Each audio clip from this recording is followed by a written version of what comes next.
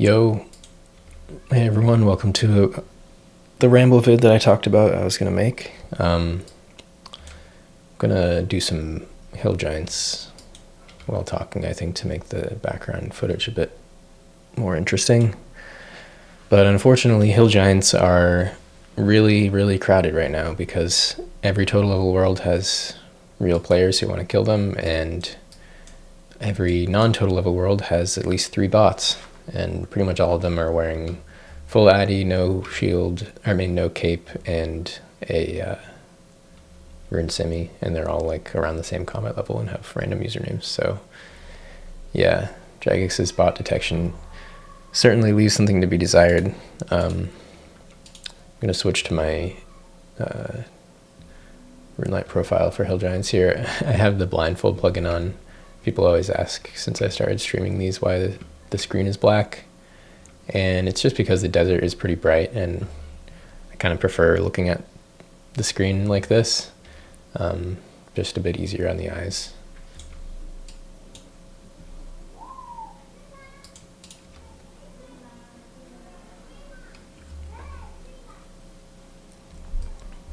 Don't know how much the mic is picking up there, but there's like daycares nearby me that, you know, take the kids out to the local parks and whatever, like the playgrounds and stuff, and they always walk by in like a train where they're all kind of like holding onto a rope to make sure that none of them, I don't know, walk off and get hit by a car or something like that. So they're always it's cute to see them out the window. So yeah, it looks like I'm right now gonna have to settle for a total level world with another person on it, which isn't the worst thing ever. It's just a bit annoying. I find myself having to run farther sometimes between spawns, and even with the run energy update, you still have to pay attention a bit to your run energy, especially if you're picking up the small bone spawns here, because you can definitely still run out pretty easily. But yeah, nothing like starting off with some complaining. The botting situation free to play is definitely one of the most frustrating things about the game mode. I remember back before they added the total level worlds, which was, I don't know, it was like pretty early on in this account when I was training smithing for 89 for the rune simi, and that was also when we had a lot fewer worlds, and you just had to fight the bots for iron ore. I was mining iron ore at Varrock Southwest and then teleporting to Falador and then teleporting back for like 6 or 7k XP an hour. That was before Rings of Forging also. And just every single world had bots on it, and you just had to deal with it basically.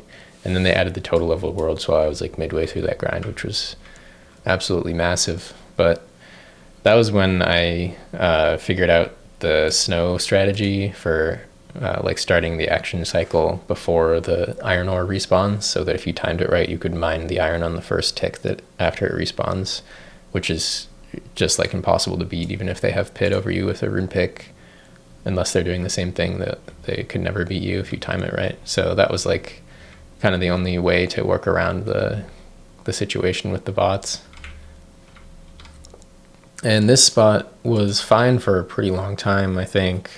I haven't really done a lot of hill giants since, well, really ever. For a while, I think all the bots and noobs didn't really know about this spot, and they would go to Edgeville Dungeon, but now they have certainly found it. So yeah, it is what it is. It would be really nice if Jagex could be on top of this shit, but yeah, you know, this is always how the game has been. The game has never not been botted to shit, especially in free to play. So it's kind of what you gotta expect, unfortunately. So yeah, the impetus of making this video is because I hit 1 billion XP. Most of you have probably seen the progress video that I put out recently about that. Gained another 5 mil XP since then, just in mostly combat and prayer and stuff, because that's what I'm training right now.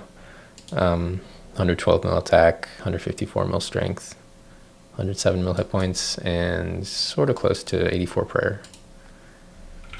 Still, most of my hours are AFK, but I'm doing maybe like 20 or so hours a week of hill giants, which is pretty decent. That's like about the amount of hours per week that I have to actually actively play the game usually. 20 to 30 hours probably, and then the rest is AFK during other stuff, IRL. And that's a pretty good pace. Like sometimes I wish I could play more, but I don't want to sacrifice anything else that I have going on in my life, so it just is what it is, and I've accepted that. I used to, of course, play a lot more active hours when I was in college. You know, it was like I did 2 interval mining in 6 months and I don't think I really was doing much of any AFKing then. It was just like I was only playing when I was logged in. And that was fun at the time, and I had the free time to be able to do that, but now I have a full-time job. I spend a lot of time with my girlfriend. I try to have a bit more balanced life, exercise, and all that kind of stuff. So none of those things are things that are worth giving up for more active RS hours to me. So that's kind of just what it is to grow older and have your priorities adjust a bit. I think a lot of people, when that happens in their life, they feel more content with the game becoming either more AFK or faster, because they can't put in the no life hours that they used to when they were younger, but still want to see the same returns. And I can certainly empathize with that, and I very clearly take full advantage of everything the game has to offer to be able to be gaining as much XP as I can with the least amount of effort, basically. But at the end of the day, that also sort of cheapens the experience, I feel like. I think that while I really love this account and feel pretty good about the achievements that I've reached, I also feel like, you know, the majority of the hours on the account at this point are from playing the game passively, AFKing, and doing other stuff that I care about more or value more IRL. And so it doesn't feel like that much of an achievement, I guess, because it was really easy. It just took a lot of time, and most of that time was multitask. So it's kind of just like I've been living my life for a while, and RS has been there on the side, taking just a little bit of time and effort here and there, and this is the result. Like really the only skills on this account that I had to actively train were pretty much all of fishing and cooking. That was like close to 1,000 hours of 3-tick skilling. And then, you know, runecrafting isn't AFK enough to be AFK, I guess. So like that was time that I was paying attention, and not like away from the computer, but certainly not like fully focused or anything. Like during all of RC, I'm playing other accounts or doing other things, watching movies or whatever. And I guess you could say prayer, there's no way really around prayer being 100% active. Like every single prayer XP drop is a bone you bury, unless you do that the purple dungeon thing, which I've never tried, but I've heard it's like 2k XP an hour, so I don't think very many people bother with that. And then like crafting and smithing are also skills that I had to actually train, but like all of the combat, all of the fire making and wood cutting is almost entirely just gained passively in that. I don't know, that's probably like 8 or 10,000 hours. I have to think about it for a second. I think I have like close to 300 melee XP, and then I have like 4,000+ hours in this. So yeah, I think that's over 10,000 hours of just AFKing. So like it's cool, I guess, that I've stayed consistent with the account, but I don't feel like anything I've done is really that huge of an achievement, because none of it was very hard, or like I didn't have to challenge myself. I didn't really have to put in a lot of effort or anything. And so I guess that's sort of what feels like is missing. And maybe in a larger sense, that kind of feels like what's missing from OSRS in general for me. Because like, sure, I could only play the game actively, do the most efficient methods, and only play 20-30 hours a week, just be logged out otherwise. And a lot of people do that. More power to them. Like I imagine they probably feel a lot better about their achievements than I do about mine, and they should. But that also means that I'm just making a lot less progress in my account. It's like, why would I not take advantage of this free XP if the goal long term is to just maximize the progress of the account, it's the winning strategy, and that's been tried and true over time by many people. I don't know if anybody has really gotten 200 mil on a main without spending a significant amount of the time AFKing, other than maybe like Lynx Titan. But yeah, I mean, that's just kind of the state of the game. That's how OSRS is now. That's how RS3 has been for a long time. And that's been the case for some skills pretty much forever. I mean, not to the same extent as it is in OSRS, because, you know, in the past there was a very short logout timer and stuff like that, but still there have always been some skills that you can AFK, at least like train as sort of like multitasking or whatever.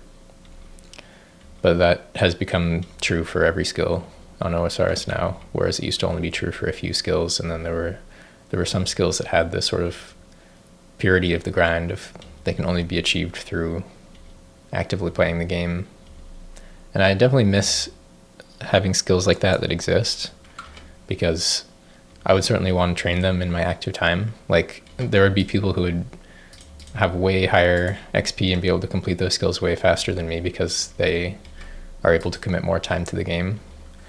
But it would be cool to know that those things exist, those players exist, and that all you have to do is look at the high scores for a skill to know that, like, this player basically has done, at the minimum, has done this method, which is pretty hard and pretty slow and pretty challenging. That's the kind of thing that is maybe the coolest thing about skilling to me, and the thing that I miss seeing. There are a lot of people who have done really awesome achievements in OSRS, and, you know, have done 200 mils only with really challenging and really efficient methods and stuff like that, even if they didn't have to. And, you know, like, the real ones know that that has happened, like the people who are part of the skilling community, but it's a kind of a smaller circle, and people, because those skills are so diluted by, you know, anyone who can AFK for a year being able to finish them, then the really impressive achievements of completing those skills through more challenging and more efficient methods kind of are a lot easier to go unnoticed and slip through the cracks. So that's all to say that 1 billion XP is cool, but and I'm proud of it, but I'm wanting more, I guess. It wouldn't be an Automology video without complaining about the game, right? So those are my feelings on it all, is that I still feel like there's something missing. I don't feel like free-to-play Iron Man is the perfect game mode by any means. I still feel that 2007 skilling, or even earlier year skilling on just a regular main, is peak, and that free-to-play Iron Man is kind of just the best option for my preferences that OSRS can offer.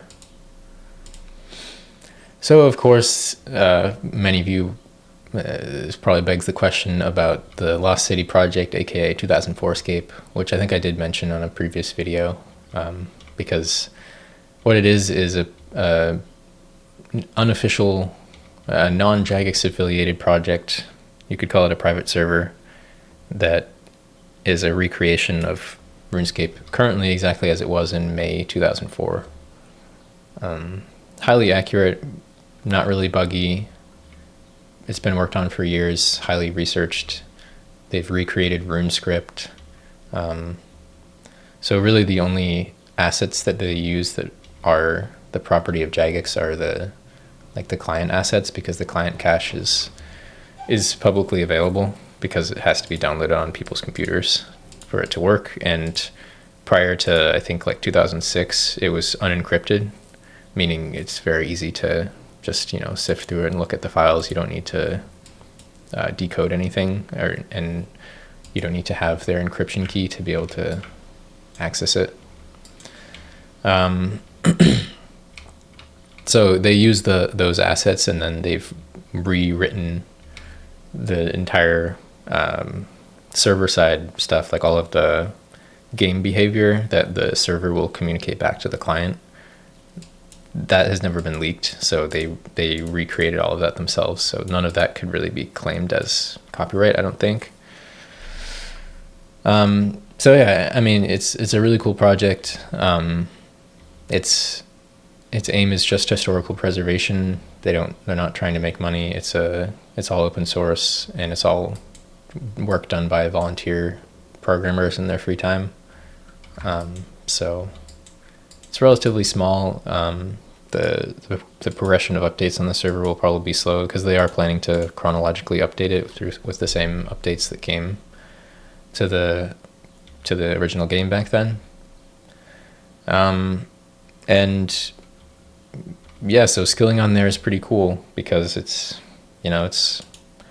true old school skilling from the era. You're also not allowed to multi-log at all or transfer wealth between accounts, which has also always been kind of a sticking point with me in OSRS since they started allowing that, because I feel like it really detracts from the quality of the game and makes it feel a lot less like a multiplayer experience. So yeah, the Lost City project seems kind of perfect, right? Like that's almost exactly what I want, other than maybe that 2004 is maybe a bit earlier than the peak era for skilling content, in my opinion. The main concern really is just that its future is uncertain. It's possible that Jagex could try to shut it down sooner or later. We don't really know when. I don't think they've tried yet. And Xmod Matt K played the game at one point on his live stream. And the RuneScape Archive project, which is sort of, I don't think it's affiliated with them, but it's sort of a parallel kind of project, like sort of similar aims. Basically their goal is just to preserve the game cache and to try to get as many different revisions as possible, since there's a revision for practically every single week since the game launched. And they're still missing a lot of revisions. Like they have at least a few for every calendar year, but every calendar year probably has like 50. So there's still a lot of specific revisions that are missing. And I think that the Lost City project uses the cache archive that the RuneScape Archive project has put together as the basis for their client content.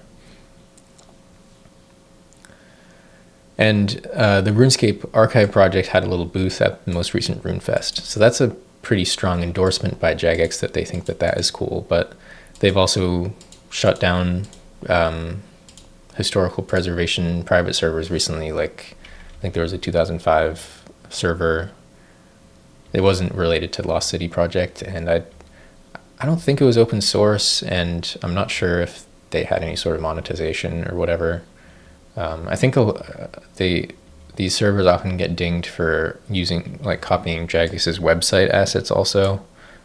So like their website will look exactly like the old website, which is, I think, easier for them to get taken down. And the Lost City project maybe used to do that, but realized that could be an issue and reworked their website so that it looks unique.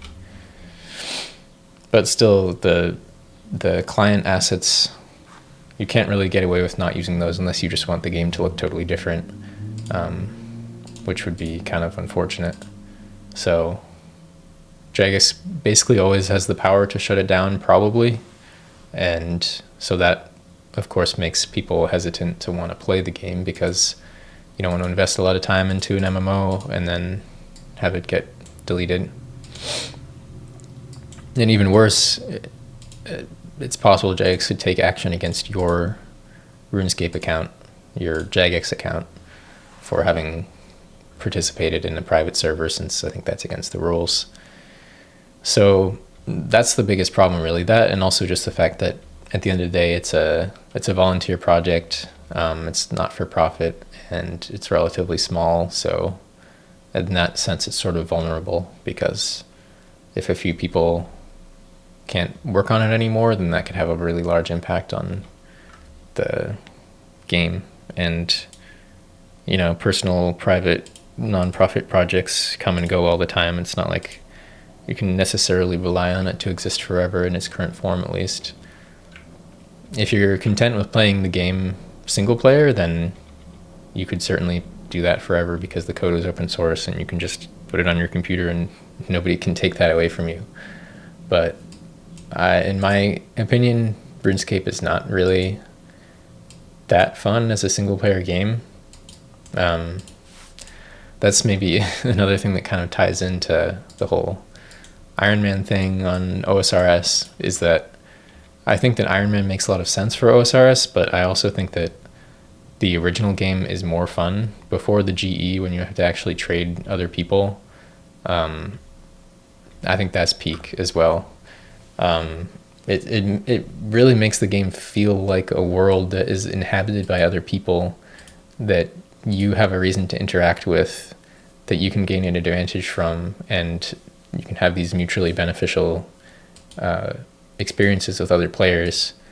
And obviously you don't really have that with Iron Man on OSRS, and you don't really have it in the same way in general on OSRS, aside from group PVM, as far as I can tell, which is something that I've just never been that interested in.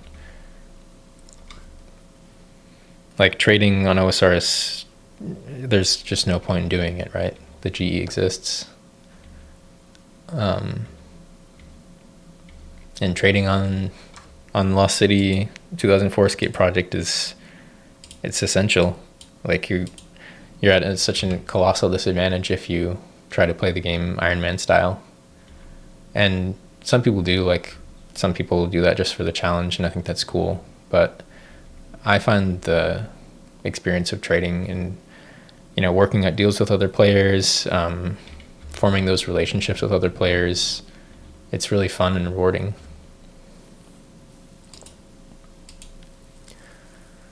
So yeah, obviously this all leaves me very torn, because if I knew that the Lost City project was going to be around forever and that it would have, you know, a consistent, if small, player base, that Jagex wasn't going to take it down, and then it was going to keep slowly receiving the update progression into like later 2004 and 2005 and stuff, I'm pretty sure that I would feel happy to be putting OSRS on the back burner and having that as my primary game, because I just think that the skilling meta of mid-2000s RS is more fun than OSRS free-to-play Iron Man.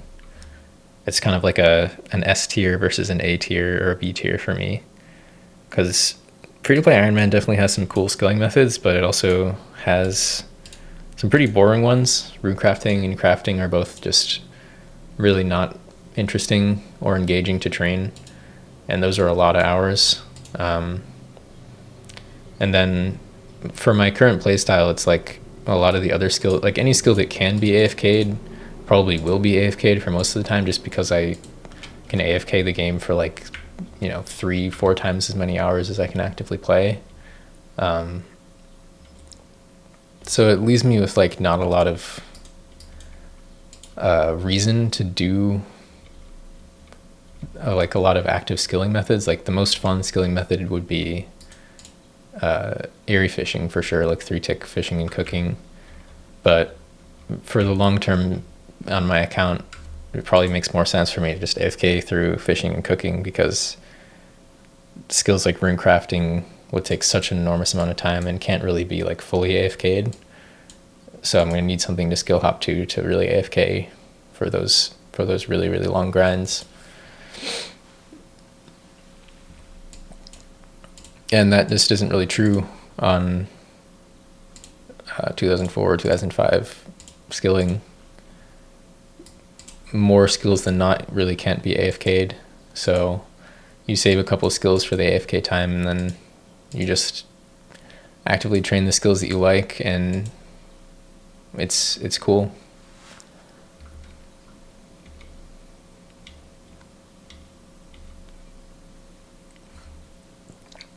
But I do think that I probably will never entirely quit this account, because with all my complaints, I'm still very invested in this game. I mean, I've put a very large amount of time into this game and a somewhat decent amount of effort, I guess you could say. And I certainly still value that, and I've pretty much always had this mindset about this game, so this is nothing new, and it's nothing that is unexpected for me. When I returned to playing this account a lot, like 3 to 4 years ago, I knew that I had to have the mindset of, just taking advantage of everything that the game has to offer, not really caring about the morals or the purity of skilling or anything like that, and just playing the smart way for the long-term strategy with the expectation that skills will become easier and more AFK, and when that happens, you take advantage of it and try to plan your gameplay around the updates that you expect to happen so that you lose the least amount of time possible. So that's the mindset I have, and there's endless AFK content in this account, so even if it becomes a side project eventually, which is how it started, it will always be a project, I think. And I think I'll always find it to be a cool type of account. The extreme degree of limitation and the simplicity and the length of the grinds is always something that I think will be cool, even if it's not super complex or challenging skilling. But because of all that, it also leaves something to be desired, because it, as I've said, it's not the perfect form of a skilling account for me. And for quite a while, I assumed that would never exist again, because the only time that really has existed for me was early OSRS. And now it sort of does exist again, but it comes with these major drawbacks and concerns. So it leaves me with a difficult decision of whether I want to commit to that or not. And also, when there's potential for this account to be on the line, if I were to start making content about 2004 and Jagex decided to ban this account or something like that, that would be very upsetting, and I don't really want to take that risk. So yeah, it's frustrating, it's painful, it's a really hard decision to make, and I don't know what the right decision is. Maybe it's just to give it more time and see what the Lost City project looks like, and maybe it's to hope that Jagex will see that there is at least some demand for these more pure historical preservation style servers with a lot less noise and updates and just a pure old school RuneScape experience. And maybe Jagex will offer something like that, or maybe they will collaborate with the Lost City team to sort of give it the seal of approval. Maybe they would hire some people from that team or add some people from their team to that team and charge membership for access to the game. That'd be fine with me, basically, as long as they stick to the morals and the root. The morals and the motivation of the project, which is just historical preservation. Keep the same rules intact. Don't allow multi-logging and alts. Stay on top of botting so that it doesn't take over the server. Those are the things that are really most important, and no inauthentic updates, and keep basically like a version of the server from each calendar year so that people can continue playing the year that they enjoy the most, which is what the Lost City project is planning to do if it makes it that far. Because I genuinely think I would be most content if I could just keep playing in probably like a 2005-ish server forever and not receive any more updates after a certain point in that server's life, and just keep grinding out the skills that I enjoy. Because skills are slow back then. They take a long time. Just to complete some of my favorite skills like rune crafting and mining and agility would take years, and that would be really fun. But the game also needs to have other players to really feel complete to me, and there's definitely the question there of, will it have enough active players over the long term to feel like it's still RuneScape, I guess. But to be honest, I don't think that you need that many players. Like, the Lost City project only has a few hundred concurrent players these days. And the economy on there still seems relatively active, and, you know, people are making friends and chatting to each other every day and stuff like that. So it doesn't need to be, I don't think it even needs to be many thousands. I think maybe 1,000 or maybe even in the hundreds is enough to make a RuneScape server feel kind of active, as long as there aren't so many worlds on there that people are heavily dispersed. So really that's what occupies my mind the most these days, and that's what I find myself really yearning for, is that sort of gameplay experience in some form that is going to be reliable and I can expect to exist for a long time. That's the dream for me. But free-to-play UIM is pretty good, and it's a pretty good stopgap if the perfect game mode for me isn't going to exist. And I'm still very motivated for this account, and I feel excited about the goals that I have on the account. I think that, you know, things like achieving 99 prayer would feel really cool and rewarding, and finishing up all of these skills that I've gotten fairly high XP in, starting to actually see the 200 mils roll in while still maintaining my strategy of just doing whatever is the most efficient at the time and not really fixating on any specific goal. Once those 200 mils actually start rolling in, I'm sure it's going to feel really cool. That's how like a few of the pay-to-play Ironman had done it, like DKho, where he finished very few 200 mils until most of them at the end, because that was technically the most macro efficient thing to do, and that's like the ultimate form of delayed gratification, kind of, which I think is kind of cool. So I took inspiration from players like that whenever I decide like to leave fire making at 172 million XP instead of just finishing the dumb thing. But it is the most efficient choice, and I think what I'll feel best about having done in the long term. I also kind of anticipate that I will feel unhappy when I finish skills on this account. Like, I will feel a little bit sad or a little bit unsatisfied or something, because like when you're finishing something that has taken such a long time, it feels like a lot of pressure, I guess, to feel a certain way and to, I don't know. It's like when a skill takes like a few hundred hours or something, then you're like, all right, yeah, that was cool. That took me a month or two, and now it's time to move on to the next thing. When a skill takes a few thousand hours, it's like that skill has become a part of your life for a significant amount of time. Like, that's a sort of degree of habit and routine and emotional attachment, and like it becomes sort of a part of your familiar, comfortable, everyday, regulated life. And then, but it doesn't, it's not there forever. Like it's going to go away when you hit 200 mil, and then things have to change, and that can be a little bit scary or unsettling. Like, I don't know, for woodcutting and fire making, it's not such a big deal because it's kind of just an AFK skill, and then I'll just have to switch to something else like fishing and cooking or combats, which are also fine. But to finish a skill that you really love, that can be kind of sad, I think, because then you don't have a reason to do it anymore unless you want to start a new account, which comes with its own drawbacks.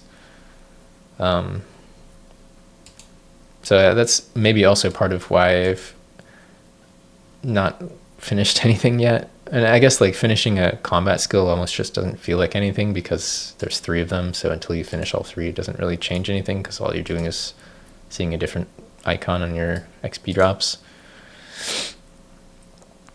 But yeah, to finish woodcutting and fire making, like, it is going to be kind of a big deal. It was a lot of time and effort that I put into those skills. For most of fire making, I was lighting the line every 5 minutes or something, and I was doing that like during everything in my life, which was, you know, definitely something that you notice when I have to fire make a line of logs every 5 minutes when I'm at the gym or anything else. I was always just trying to have that going as much as possible. Like, it did, when you think about it, take a fair amount of effort to just have that always happening while I was living my life. And that's going to be completed. And it's going to feel not as good because the bonfire thing exists now. And I didn't need to do any of that. Like, all of that was a waste because you could just bonfire it and it'll just take you a little bit longer. So that's a bit painful to me, because to me it felt both, kind of annoying at times to have to light this line when I would have rather just stay focused on whatever else I was doing. But also it felt exciting to know that, like, through this little bit of extra effort, I'm doing like a pretty efficient way of gaining XP on this account, while also completing and doing everything else that I need to do in life. And so I guess you could say it felt like a challenge to maintain that every single day for most of the hours of the day. And because it was a challenge, it felt rewarding. But now the challenge is gone, and now it's not really going to feel very rewarding, I don't think. But I don't know, maybe I'm just a basket case, right? Like, maybe I'll just never be totally happy or satisfied with anything, because as long as I can see the flaws and see ways that things could be better, then it feels hard to be totally satisfied with something. Maybe that's an issue with, lack of control over things. Like, if I had complete control over everything that I cared about, then I could make it perfect, but I don't. That sort of mindset is certainly, it runs in the family for me. Like, never being satisfied. So I hope it isn't too painful to listen to me talking about all this stuff. I feel like a lot of my thoughts are valid and reasonable, but we put them all together and it's a lot of negativity, and it feels like it can easily become overwhelming. And I, of course, always am biased towards talking about things that I'm unhappy about rather than things that I'm happy about, because it's very easy to become used to and normalize the things that make you happy every day, and then only when something changes that makes you unhappy do you really notice it and think about it. It is what it is. So let's see, I have notes written down here of other things I wanted to talk about. We'll see if we can get to all of them. I don't know, I have only covered maybe a couple things on here, and it's already been 40 minutes, though a bit less once I cut out some of the silences. Well, I guess another thing sort of tangentially related to all of this is that the project Zenerys thing was announced as canceled recently, and it was like a sort of server customization framework for RuneScape, where people would be able to create their own community servers that would have a lot of options for customization, like changing XP rates and adding or removing certain content, and like changing stats of NPCs or of equipment or whatever. Basically, like, you could make your own league kind of thing. A lot of people, I think, were hoping that it would have the degree of flexibility that would allow for people to create servers like the 2004 Escape project. But I don't think that they were ever really planning for that, and I doubt that ever would have happened.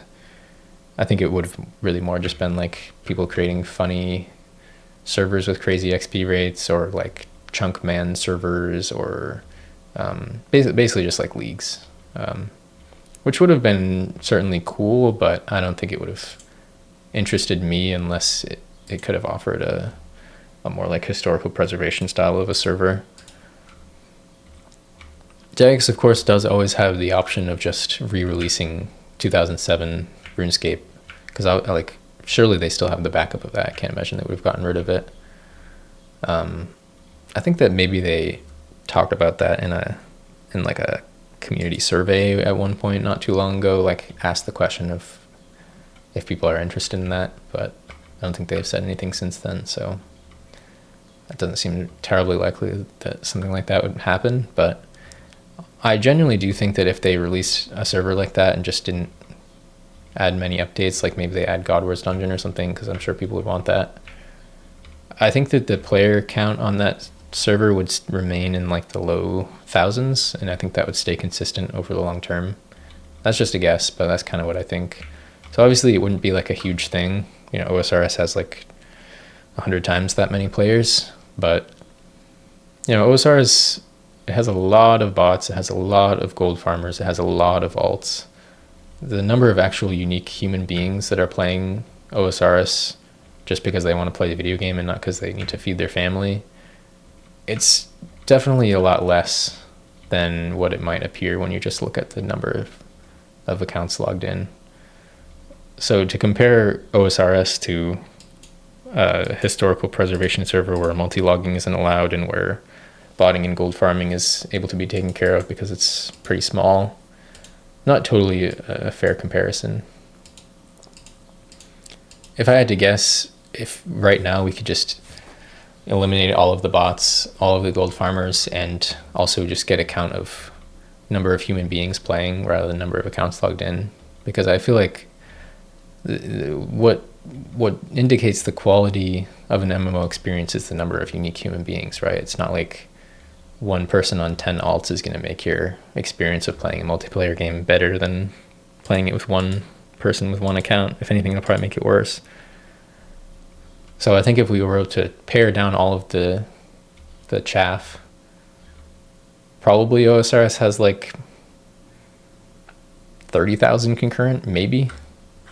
Like most people are playing more than one account at the same time, and then I think upwards of 50% of the accounts logged in are either bots or gold farmers. Like it's pretty colossal. It's pretty terrible. If you look at pretty much anywhere in the game in pay to play or free to play that is good for money, that shit is farmed to hell. And if it's not bots, it's alts. Like people are doing very few of the same things on their main accounts as are being farmed by bots and alts and gold farmers. So realistically, I think that the active human player base of OSRS has grown over time, but I think that growth has not been that large. And also, like, a big contributing factor to the number of players logged in is the fact that you can leave your computer for 25 minutes and stay logged in, and in some cases be gaining XP that whole time. So, you know, loads of people are just logged in but not actually on the game. So yeah, Project Zenerys is gone. I'm hoping maybe they will pursue some sort of alternatives that might fit the bill for some things, but I don't know how likely that is. Because I don't know if there really is that large of a general community demand for preservation servers. Though I did reply to their tweet when they closed the Project Zenerys saying basically this, like, consider trying to offer some sort of preservation server, and it got kind of a lot of likes on Twitter. I was actually surprised. So maybe there is a bit of interest, even if it's not the big thing. It's never going to have the same sort of attention and hype if it's not receiving regular updates. Like, a lot of people do play the game for the updates, which is totally reasonable. I mean, people like exciting new stuff.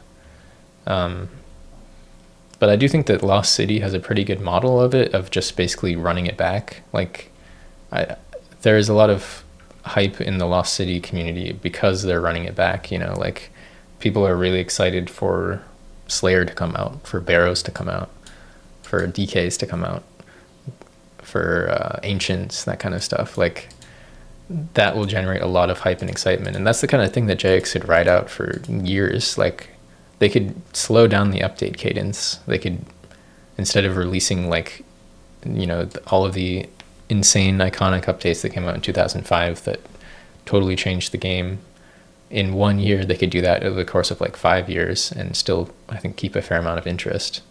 And that would be so easy for them also, because they don't have to think about anything. They just have to rewrite stuff that already exists. They don't need to use any sort of creative resources. And if they really wanted to, this might be controversial, but if they really wanted to, they could also make balancing changes along the way and learn from the mistakes and kind of try to run it back, but even better than the first time. I think if I was God, if I was in control of a RuneScape project like this, I would probably try to take the best aspects of the mid-2000s RS when it was really peak and try to skip over some of the things that were really game-breaking or overpowered, and try to, create the perfect fine-tuned balanced game where there are very few things in the game that are not worth doing for some players. Everything has a purpose. Nothing feels like a waste of time. And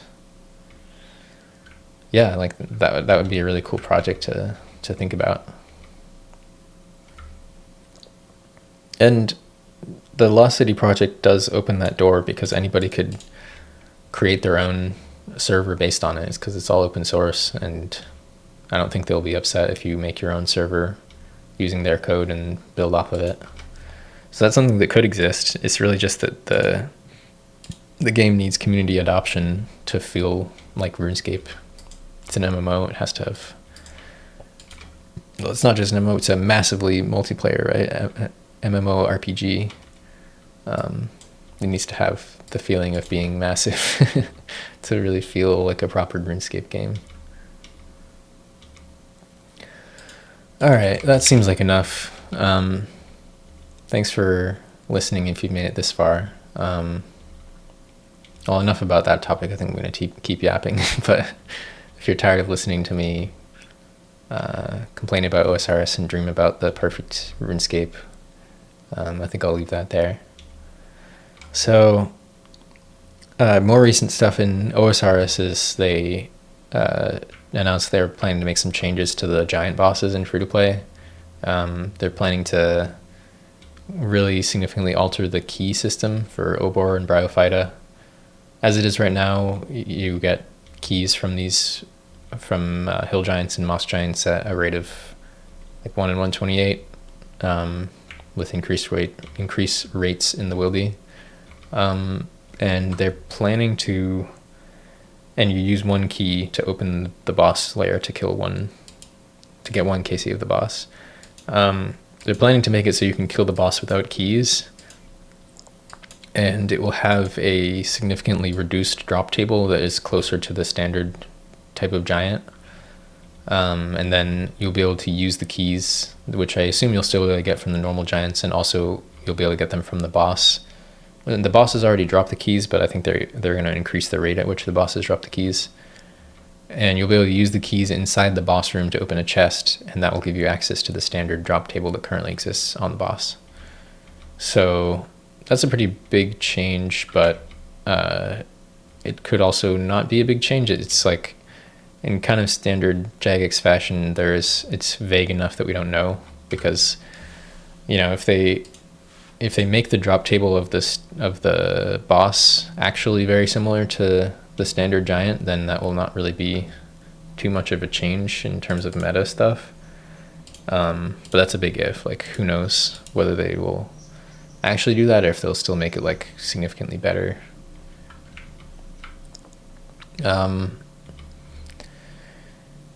And it also depends on whether they change key rates from the standard giants or anything like that. But it sounds like most likely it will be, gotta recharge my prayer.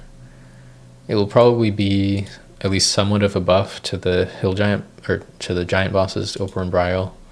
It seems pretty unlikely that it would be a nerf, because that pretty much just never happens on OSRS. But it probably won't be a huge buff, but it could be a huge buff. So we just have to wait and see what they actually do. Really, the biggest impact it could have is making ogresses less relevant, which I would not really be upset about.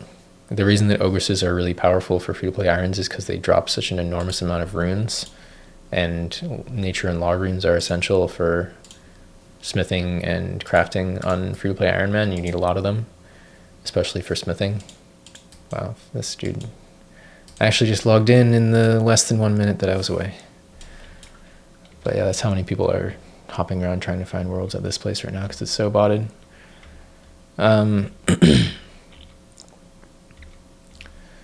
where was I? So yeah, if the giant boss drop tables become more powerful for the same amount of combat XP, that means that you need to spend less time killing ogresses to get the same number of runes that you need for smithing and crafting. Which I don't mind because I really dislike ogresses. I think it's one of the worst updates that has come to free-to-play because they're just really overpowered. They drop almost every single useful item in large quantities, and yeah, it's just kind of dumb. They're like Zulrah for free-to-play irons. So if you can instead gain that by killing bosses that are that have like a little bit of mechanics and take a little bit of skill to get really good rates at, and you have to do fewer of the ogresses, I really wouldn't be upset. So to me, I'm not really too worried about the update.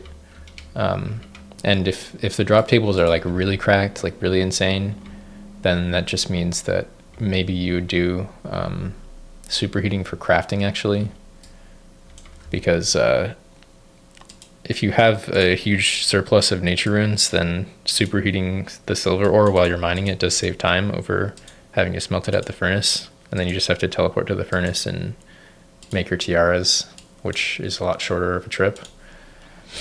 And that would also make crafting less boring, because right now half of crafting is AFKing at the furnace, and then the other half is competing with a bunch of bots and noobs to mine silver.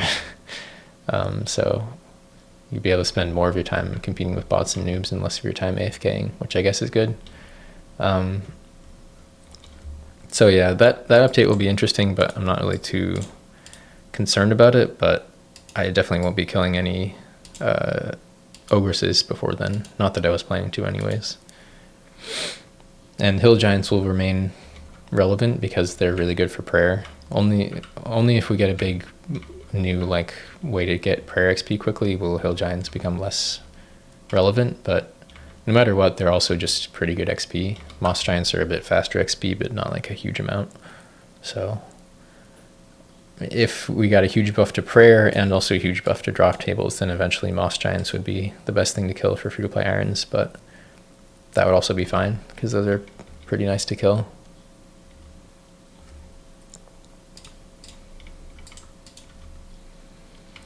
And I think they also announced that there will be some more changes to like elemental weaknesses and stuff. Like I think, I don't remember all of the details, but I think like Anku are getting a weakness to air spells, which I think is going to make like Wind Bolt more powerful against Ankus than Crumble Undead, which seems kind of silly. And then I think Flesh Crawlers are getting a fire weakness. So if getting Flesh Crawlers with fire spells, I mean, it's 0 EHP, but if like a lot of people in free-to-play splash, so if you can AFK for 10 minutes instead of 20, you'd get a pretty significant increase in your XP rate on magic, and that matters more for free-to-play irons who care about their GP also, to be saving money on the runes. So that's sort of something to think about a little bit, I guess, but not a huge thing. And there are some other, I think maybe they're doing an air weakness for ogresses also, which is fine, I guess. Like any combat magic on free play Iron Man is 0 EHP pretty much. You only get EHP for the prayer XP you get from the bone drops. So all of that is whatever. So that's pretty much OSRS and free to play and everything. Like this account I don't think is ever going to go away, but whether or not it's always going to be my number one project kind of depends on whether my perfect game comes into existence or not, because I know that this isn't the perfect form of RuneScape for me, and that the perfect form of RuneScape could exist, but doesn't entirely exist right now. But I think no matter what, this account will reach 2 billion XP eventually, and I'm excited to have that experience, to spend the time in the next few years working towards that. What else? Sometimes people ask me like, why am I doing UIM as opposed to Banker or like Hardcore Iron Man or whatever on free to play? And the answer is really just because I started as a UIM and I don't really want to stop being a UAM after all this time. I think I started this before hardcore Ironman existed, but I've never had an interest in hardcore Ironman anyways, because in free-to-play, the only actual challenge is the wilderness in regards to dying, so that kind of just means you have to avoid wilderness methods, which means you have to do more boring methods instead. Or you could have the flex, like Cold Fingers 3, for example, did a whole lot of telegrabbing and a whole lot of boneyard on a hardcore Ironman and only died like very shortly before 99 prayer, I think, to like an enormous team, and he misplayed a little bit.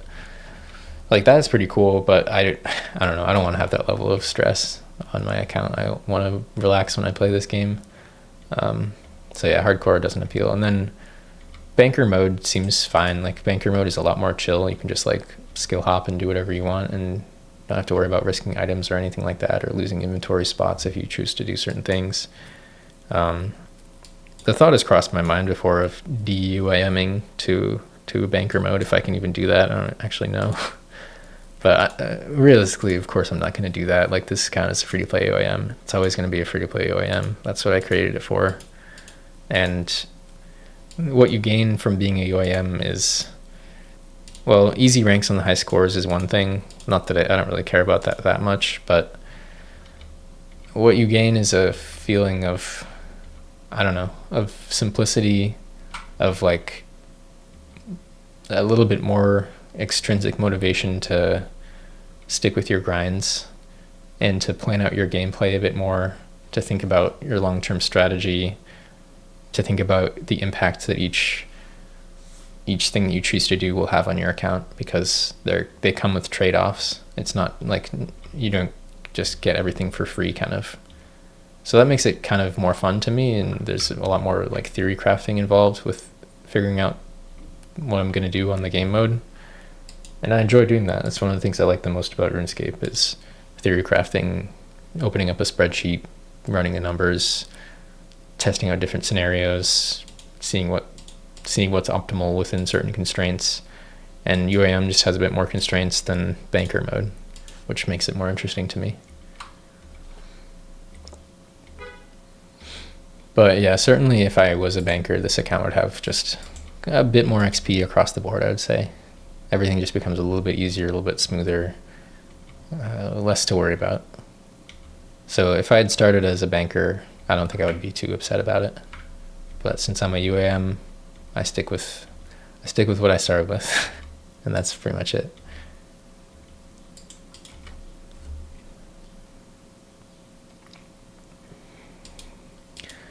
All right, what else do we got? People often ask about the main account, the pay-to-play account. I think I did make like 1 or 2 videos on it in the last couple of years. It's never been a primary project since I stopped playing it actively in 2017. So basically that account I played very actively from 2014 to 2017, about 3 years, which felt like a really long time at the time. That was when I was how old was I? That was like high school into college. So, that's a time of a lot of change in your life. And as you get older into your later 20s, the years pass quicker and there's less change and more consistency in your life. So like this account, I've been playing actively also since, I think, end of 2021. So closing in on 4 years. So like already I've been playing this account more actively for more years than I played the OSRS main. But it certainly feels like less, probably partly because a lot of it was AFK'd, and I AFK'd a lot less on the main. But yeah, the main account I don't think will ever be a primary project again. I've talked about it in other videos, and in this video also probably, of like why reasons that pay-to-play skilling have kind of lost their appeal for me. But yeah, I don't think that will ever really change. So as of now, the account is logged in. It's in Nightmare Zone. It has been for, I don't know how long, quite a few months at this point. I've just been parking it in Nightmare Zone every day. It has 158 mil strength, 150 mil attack, and I think I'll get it to 200 mil attack, 175 mil strength, and then I might get defense up also. I have 30 mil defense. I might get that to like 100 mil, and maybe a bit of ranged also. And then truly, if I ever want to do Slayer, I don't have to think about melee at all. I can just do only whatever is the fastest Slayer XP, and that should finish the rest of the XP, which I think is mostly barraging and then a bit of Venator bow, and then melee for maybe like 1 or 2 tasks, which is why I would leave strength at 175 instead of 200. But chances of me actually ever doing Slayer, I think, are pretty low. And I don't really know what I would do after I run out of Nightmare Zone XP. It's like I do 20-minute AFK. I just drink a dose of Super Combat and then minimize the client, and then it lights up after 20 minutes, and I click the potion again. So it's like, it's very close to not being logged in. And anything else I'd have to, I don't know, click every 5 minutes instead of every 20, which I may or may not feel like bothering to do. But yeah, there's pretty much just like zero motivation or interest to progress the account. I'm just kind of doing it because why not? So that account probably will never finish 200 mil all. Just because, why? I don't know. For me, I don't have any interest, I guess. But that is not to say that I think that people who do, there's anything wrong with them. I hope that my personal opinions don't come across as condemning the interests and convictions of others, because maybe in the past I did that more overtly, but to me, I really don't care and don't feel any sort of way about what other people like or dislike. I just like to express my own opinions and ideally have my desires met. But you know, people who enjoy PVMing, people who enjoy current state of OSRS skilling, I don't see that as any worse or any better than what I enjoy. It's just a matter of personal preference. Probably really where the friction comes is that typically all of that stuff has come at the expense of me and what I like. But it's also what the majority likes, which is why it is the way it is. So I can't be too upset about it. And that's why I think probably the future for me is just not OSRS, because OSRS I don't think will ever offer what I want, because it is a product that's meant to appeal to the largest common denominator, whatever the phrase is, greatest common denominator, I don't know. The highest percentage of people who are interested in RuneScape as a whole is what it's meant to appeal to. And that just isn't me, unfortunately. So things that are more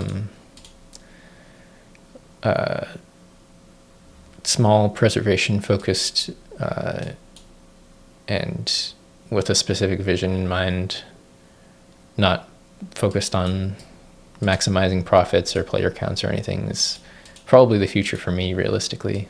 That's what's going to be able to offer the things I'm most interested in. And it's just cool that something like that even exists in some form, even if it has issues that concern me. It's still a lot better than something like that not existing at all.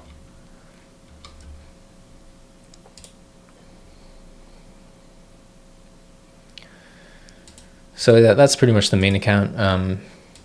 Maybe I'll make another video on there when I'm like done with NMZ, which I think will probably still be at least 6 months to a year more, because it's turbo AFK, but it is a lot of hours if I'm just gonna send like all the XP I possibly can there. And I'm doing really newbie shit. I think what is it, the obsidian armor with the sword thingy, and I don't even have max gear for that.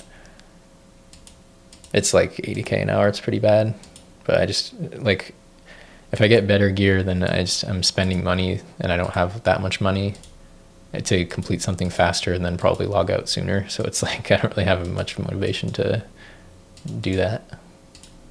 I'd rather it take longer.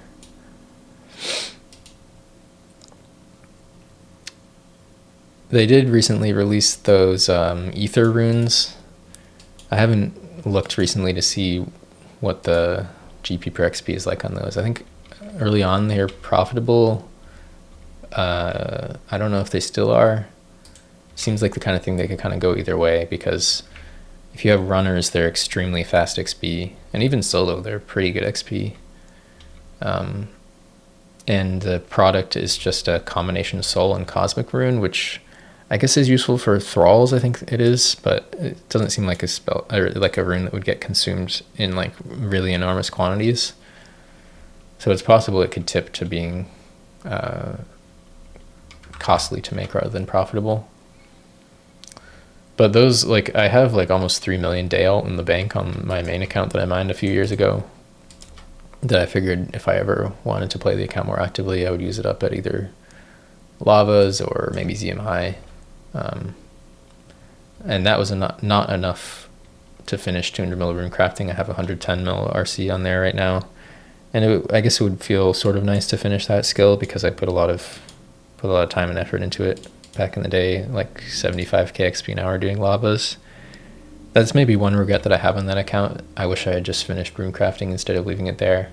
I think I would have had a like top 10 rank, and that would have been a cool achievement to have both of those done. I kind of wish I had either just finished rune crafting or quit the game after mining and went straight to the free-to-play UAM or something once I finished mining, but that's alright, it is what it is. But that's all to say that I could finish RC with the Ether runes now with the day alt S that I have, because they give such a huge amount of XP per essence. I wouldn't have to mine any more day alt, but still, it's like, I think it's like 150k XP an hour in RC with day alt doing those. I'd have to get the pouch from that mini game, which I don't really want to do, and it would still be, I don't know, 90 mil XP at 150k an hour. How many hours is that? Like a good few hundred hours. It would take me a few months, and I'm just like, I still don't care enough to want to do it over just gaining XP and focusing on either free-to-play UAM or something else that I care about more. So that's kind of the trade-off and thinking that I always have when I'm considering, do I want to play the main actually? Then I think about what I have to sacrifice on the free-to-play UAM to be playing the main, and so far the choice is always free-to-play UAM, because I just think that the same amount of EHP on this account feels more rewarding to me than on my main account right now.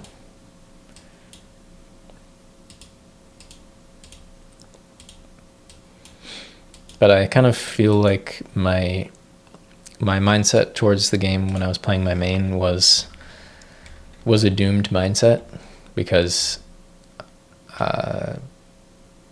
I still had the hopes and dreams of the early OSRS as the game that would exist into the future, and that just was not going to happen. And so I was just eternally frustrated and disappointed as that continually was undone.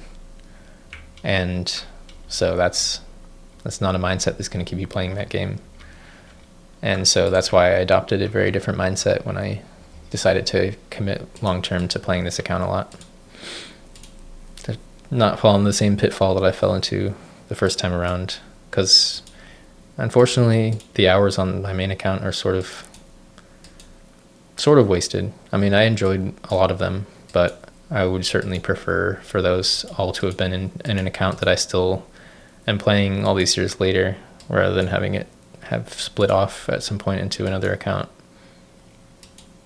But it is what it is.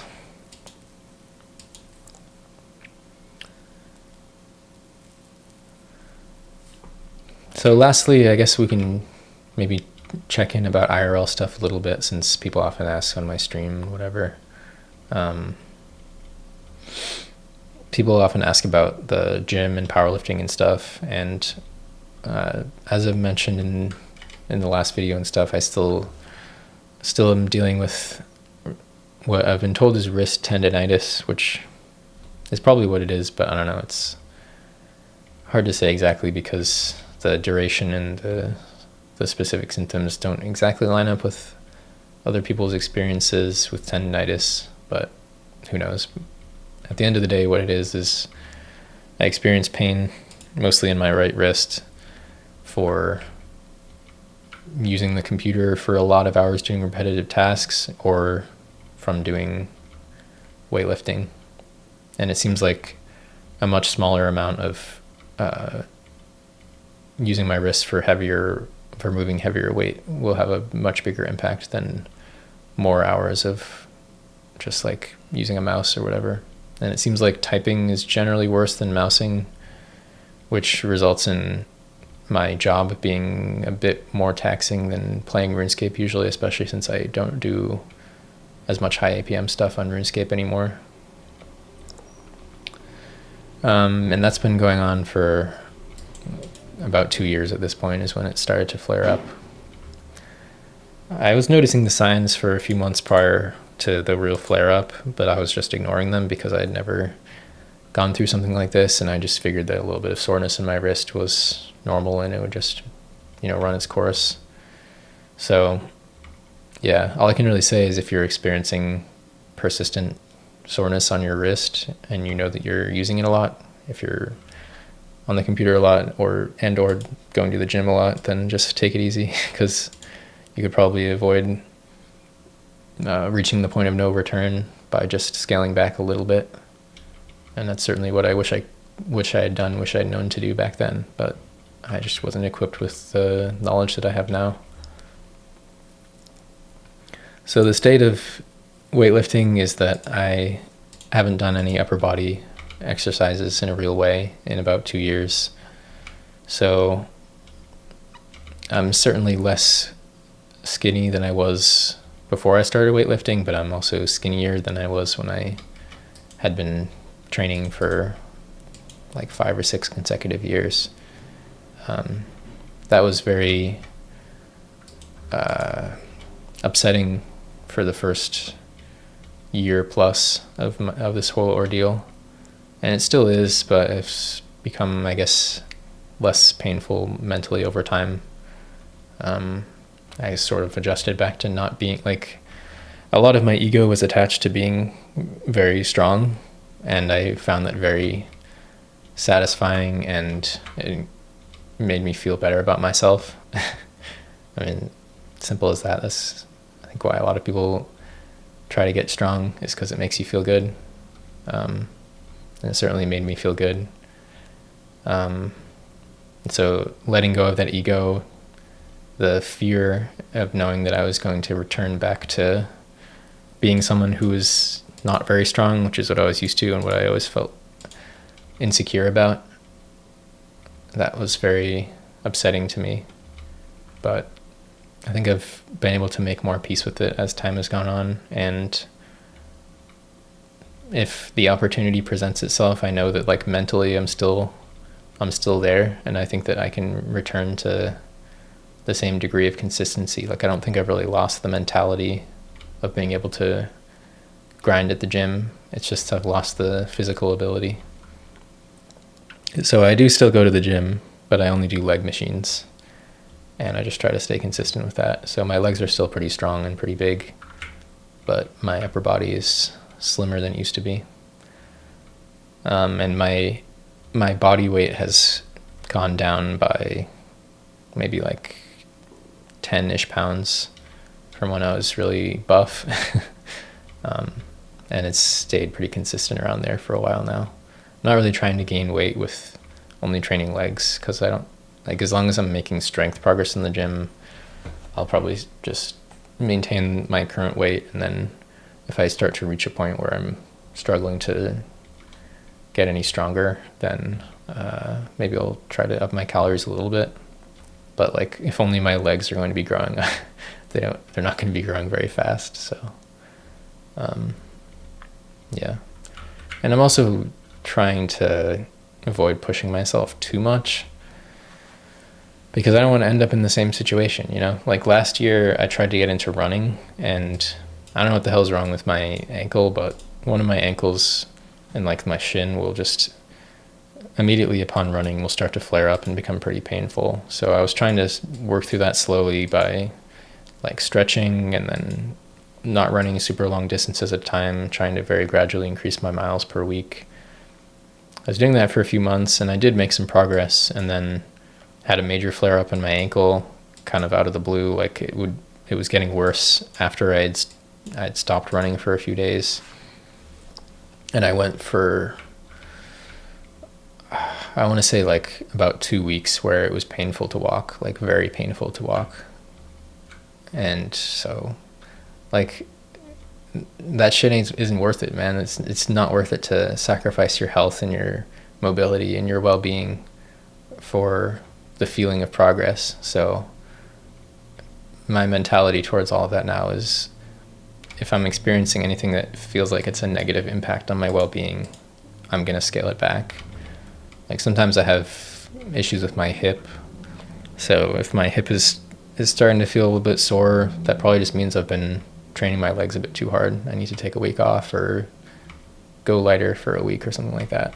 And that's fine. Like if the goal is to be doing some form of physical activity that I enjoy and that is healthy for my body throughout my whole life, that's the goal more than to just try to reach PRs or be as strong as possible. So as soon as something is coming in the way of that, it's time to take it easy a bit. Being as strong as possible is really cool and rewarding, and I miss doing that, but the human body is not really made for that, I don't think. And I think, pretty much any like elite athlete will probably say that like what they do comes at the expense of what is probably best for their body in the long term. And it's very cool to see people do that, to push their limits fully. But I've pushed my limits a lot. Of course, I've never reached the level of like elite athletes, but and I don't think I ever will. And so because of that, the focus is really just personal health and well-being. I also have gotten more into biking lately, and I use my bike as a primary means of transportation most of the time. My girlfriend and I do have a car, but we pretty much only use it when biking isn't realistic or public transit.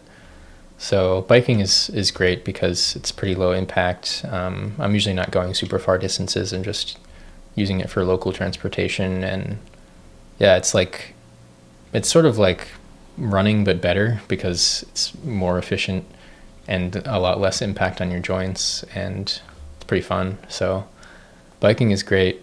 And for a while I wasn't, because I was worried that the holding onto the handlebars and the vibration and like putting some weight on your wrists on the handlebars would be irritating to my wrists, which probably it will be if I do like a really long session, but shorter sessions, just getting around has been fine. So that's been a big plus for my quality of life and for the mental also. And aside from that IRL stuff, my job is pretty great. I've been working at the same place for the last 5 years since I graduated college. I work in the software field, like I did comp sci.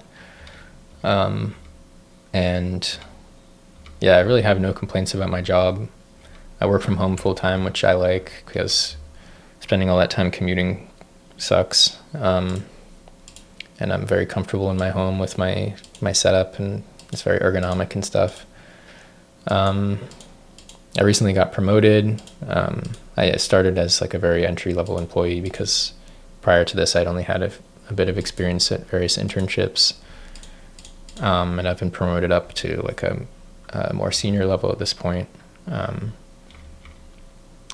And yeah, I find my career very rewarding. I'm happy with what I do. I get to try to figure out complicated problems every day, and it works really well for my brain and my mentality. And I'm lucky that this is something that I'm interested in, and also is something that is pretty lucrative and has allowed me to, build a successful life and career. So in many ways, with my IRL situation, I just feel like I've been pretty lucky throughout my life in that things could have gone very differently for me. And like, I grew up without a lot of money, and my family situation was not the best. I don't really want to go into too much detail, but I wouldn't say like I wasn't exactly set up for success in life. And so I feel pretty lucky that I've been able to reach the point that I'm at, where I have a good career. I'm an independent adult. I can like do what I want with my life and don't have to worry too much about money or whatever. And yeah, like I have a couple of siblings, and it's been more of a challenge for them, life in general. So yeah, and I think that, you know, some of my life outcomes are a product of hard work and consistency. Some of it is just luck that things fell into place the way they did for me, and that I enjoy the things that I enjoy, I guess. Those are things you don't really have much control over. So yeah, really, IRL, I'm like pretty content. And I dealt with depression with the risk situation because my life kind of consists of a few pillars of things that are very important to me and not a whole lot else. And the risk thing had taken away almost all of those things. I mean, my life pretty much consists of my girlfriend, my job, RuneScape, and sort of random dispersed things here and there that maybe take up on the last 10% or something. So the risk thing took away. Oh, and also gym. Well, it used to be. Now it's, I guess, a little bit less of a thing, but still a thing. Work, girlfriend, work, gym, and RuneScape, and the risk thing took away 3 of those, pretty much.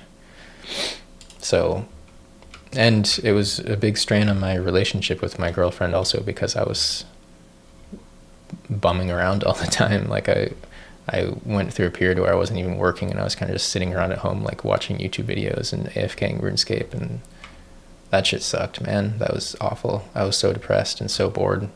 Felt like I was unable to do anything that I wanted to do. And obviously when you're in a relationship with a person who is going through that, it's pretty miserable also. So yeah, that was hard for our relationship too. It felt like this thing had a chance of taking her away from me also. But luckily I was able to make my way through it, and I feel like I'm kind of coming out the other end of that tunnel.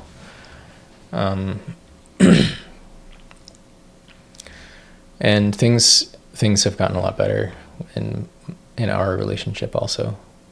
She and I have been together for coming up on 7 years now. So I met her during the time when I was taking more of a break from RS and really only was playing it a bit casually. So even like having returned to playing more hours of RS has definitely been a change for our relationship also, and I've had to try my best to balance things and adjust my priorities, you know. I had a girlfriend for all of the time that I was no-lifing, or sort of, not really no-lifing really, like I was always in college or something. I always had a higher priority, but when I was playing more hours of focused RS earlier, you know, in college. But she and I, our relationship was just different, so it's not really comparable. And to be a good partner to my girlfriend now, I need to make sure that RuneScape doesn't eat up too much of my life. And to me, that's 100% worth it, because she's amazing and makes me really happy. And she's the person who I see myself with for the long term. So I never feel any negative sort of way about playing less RS to have more quality time with her and give her more attention and make her feel as valued as she should, because it makes me happy also, and it feels really worth it.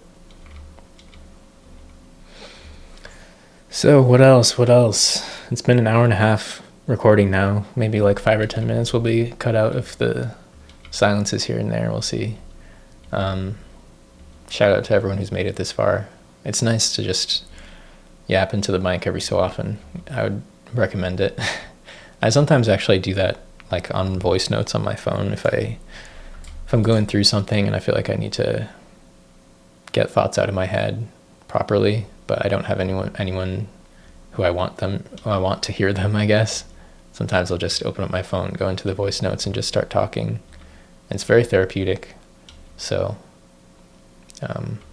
yeah, even if I don't end up publishing this, I feel like there's a pretty good chance that I'll listen through this and decide that it sounds too negative, or that just it's too open and vulnerable and people on the internet are crazy, and it's a lot of stress, and I don't know, it occupies a lot more space in my brain than I would like sometimes, to have so many people weighing in on me and my life. But I also find it very rewarding, and I don't know, it's a very nice feeling to be able to put my thoughts out into the world in a sort of asynchronous way and have people listen and think about them and reflect and relate to them and give their own thoughts. And it's a way that feels comfortable for me to connect with people, because that's always something I've struggled with, especially face-to-face interact with people. I have a lot of social anxiety, and I'm autistic, and I just have a hard time understanding and connecting with people in a lot of ways, in a lot of contexts. And so the YouTube channel has always been a way to get things out of my head in an environment where it's just me and I'm in control of it, and it doesn't come with any sort of anxiety. But then sometimes it does, because I know that some people really dislike me, and that everything I say will be scrutinized and twisted and made to sound ways that I didn't intend. And yeah, maybe the best thing for me is just to not read the comments, but we know that's not going to happen. And also that would be a detractor too, because I'm sure a lot of people will leave really nice and thoughtful comments, and those things really whelm me and make it feel worth it also.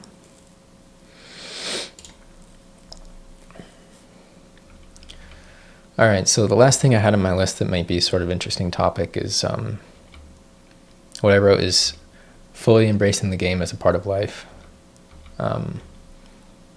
I think for me, for much of my life, RuneScape has been something that I kind of keep close and don't share with that many people, especially even if I do, I often downplay the degree to which it is a part of my life, because obviously it's a big part of my life. I'm engaging with this game for most of the hours of the day. And that's weird. That's not really socially acceptable to most people. The first reaction most people have, even people who play RuneScape, is to think that it's wrong or unhealthy or is bad in some way, and therefore they will judge you for it. So, pretty much always this game has been something that I love deeply, think about every day, fixate on, care about. And that's weird and unusual. And I'm sure it is relatable for a lot of people, but it's still it's an atypical thing that most people will not experience and will not understand or respect. And that's just kind of how it is. And I would say that is a pretty, that is a description that could be generally applied to the experience of being autistic and having a special interest. And some autistic people are lucky to have normal special interests, but most autistic people probably don't have normal special interests. Either that, or the ones who have normal special interests fall under the radar and are easier to ignore and not identify as autistic. I'm sure super fans of most genres are probably autistic. Can't say for sure, but super fans of sports, a lot of them are probably on the spectrum. So That's a weight to carry, of like one of the things that you love the most being something that you also feel like you have to hide or downplay for fear of being judged and ridiculed for it. It kind of sucks. And when I was younger, I kind of just concluded that maybe they're right, and I had a lot of insecurity around it and felt it weighed on my mind a lot. Sometimes it still does, but I'd say over time, as I've gotten older, it does less, and I've leaned more into it and more towards just self-acceptance and also recognition of how important it is to me, and not trying to downplay that in my own mind either. Like, I think I'm 28 now. I've loved this game for 20 years. My main account actually pretty recently passed the 20-year mark since creation.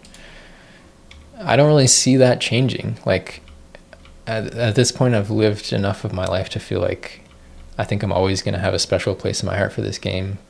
Maybe I'll reach a point again where I'm playing more casually and not, and it takes a quieter part of my life. But I think it's pretty unlikely that I'll ever fully quit this game. And so instead, what I want is for the people that I really care about to understand and respect it a little bit, even if it's really weird and unusual, and to feel more confident in myself and in my interests, you know. Like, most of the things that I find really cool and interesting are a bit weird and atypical, and that's okay. And I could tell myself that when I was younger, but I don't think I really totally felt that. I, for a long time, felt that I had to try to be different and had to really put in a lot of effort to becoming a different person, to self-growth and changing, which was all kind of just a facade for being more neurotypical, which, you know, isn't going to happen. Autism is something you're born with and you die with.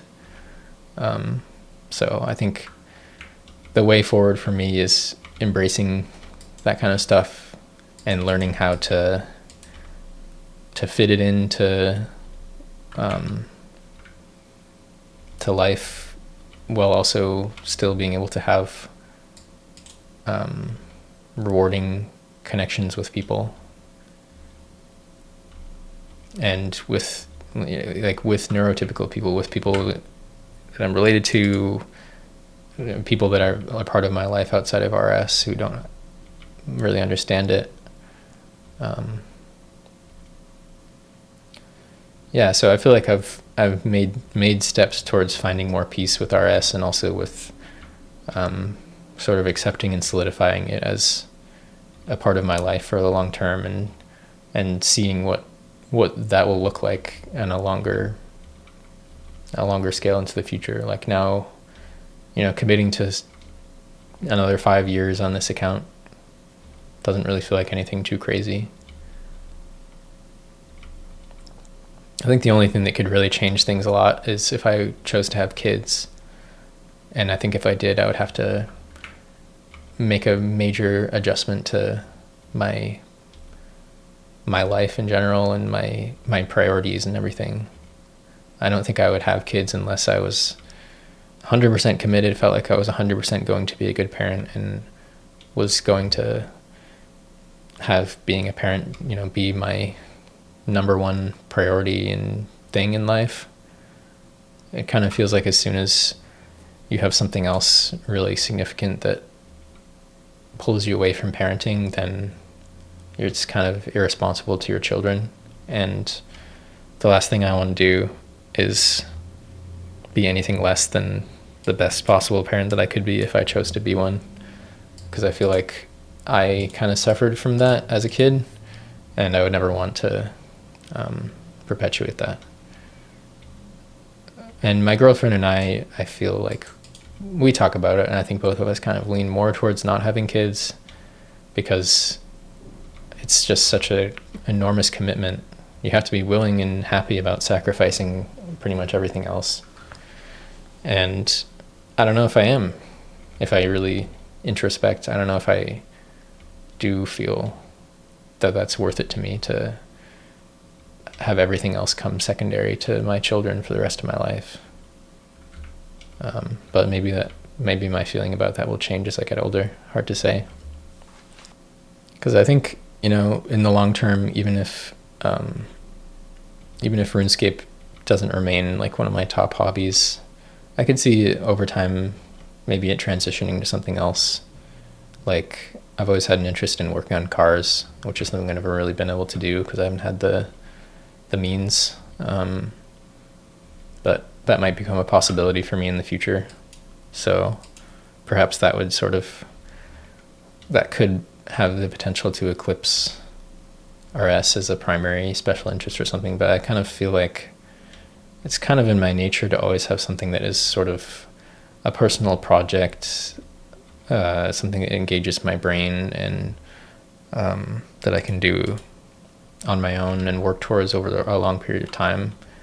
Like, I think that's always what I'll find most satisfying, and that's not what being a parent is at all. So part of me just kind of thinks, even if my head was totally in the right place going into being a parent and I did all the right things, I still don't know if I would be the best parent.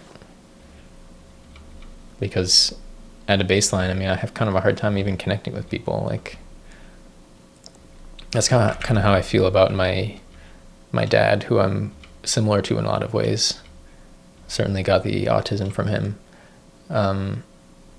Is that while I love and care for him, and he sacrificed a lot for me and my siblings, and I'm always grateful for that, I feel like he had a hard time and still has a hard time developing a emotional connection with me, and I guess vice versa. And that's kind of tough. I don't really want I feel like I would be too similar to my dad, and I don't exactly want to be if I were to be a parent.